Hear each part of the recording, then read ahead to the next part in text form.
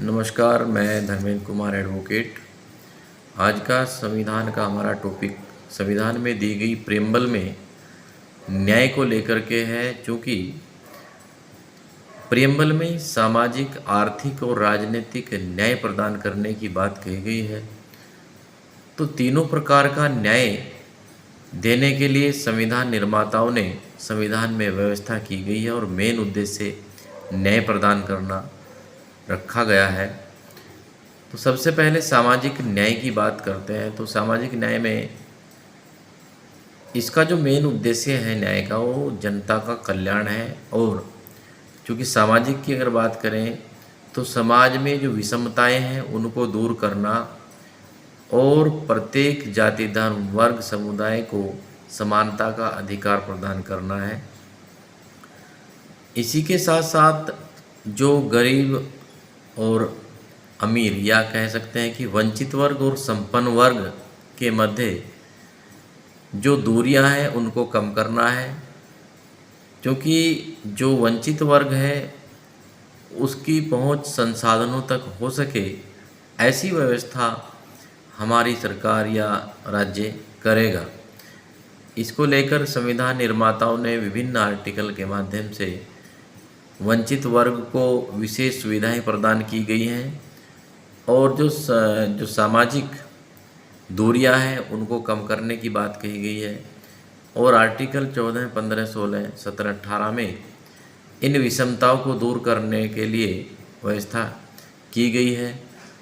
Article 14 में विधियों का समान संरक्षण और विधि के समक्ष समानता की बात कही गई है। वहीं 15 में समानता के साथ साथ SC, ST, OBC और महिलाओं और बच्चों के लिए विशेष व्यवस्था की बात कही गई है, ताकि वह भी समाज की मुख्य धारा में आकर के अपना सर्वांगीण विकास कर सके।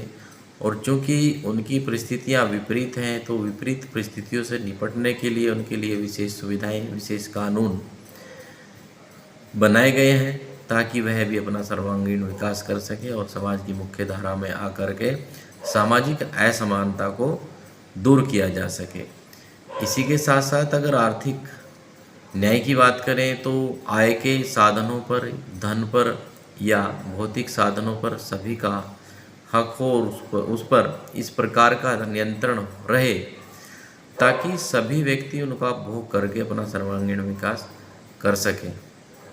वहीं पर बहुत सारे ऐसे व्यक्ति हैं कि उनके विरुद्ध अपराध हो जाता है और वो न्याय तक पहुंच नहीं कर पाते, इसलिए निःशुल्क विधिक सहायता की बात कही गई है, जो आर्टिकल 39(1) बताता है। इस प्रकार से सामाजिक, आर्थिक न्याय प्रदान करना है। और जो राजनीतिक न्याय है, तो सबसे पहली बात यह है कि कोई भी जाति, धर्म, वर्ग आदि का व्यक्ति हो और वह 18 वर्ष की आयु पूरी कर लेता है तो उसको मताधिकार का अधिकार मिल जाता है, ताकि वह भी अपने जो देश की सबसे बड़ी पंचायत है, संसद या राज्य की विधानमंडल, स्थानीय निकाय के जो चुनाव हैं उनमें अपना मताधिकार का प्रयोग करके अपनी पसंद के जो सदस्य हैं उनको निर्वाचित करके संसद में भेज सके, विधानमंडल या स्थानीय निकायों में भेज सके, ताकि वह भी समाज के जो लिए जो कानून बनते हैं उनमें अपना योगदान दे सके। और जो राजनीतिक संस्थाएं हैं उनमें उसकी पहुंच सुनिश्चित हो सके, ऐसी व्यवस्था संविधान में की गई है। तो ये था आज का हमारा टॉपिक, सामाजिक, आर्थिक और राजनीतिक न्याय को लेकर के। अधिक जानकारी के लिए आप चैनल को सब्सक्राइब कर लें, चूँकि हम प्रत्येक टॉपिक पर वीडियो बना रहे हैं। और ये जो आर्टिकल डिस्कस किए हैं, ये अलग से प्रत्येक आर्टिकल पर वीडियो बना रखी है, उसको आप चैनल को सब्सक्राइब करके देख सकते हैं। धन्यवाद, नमस्कार।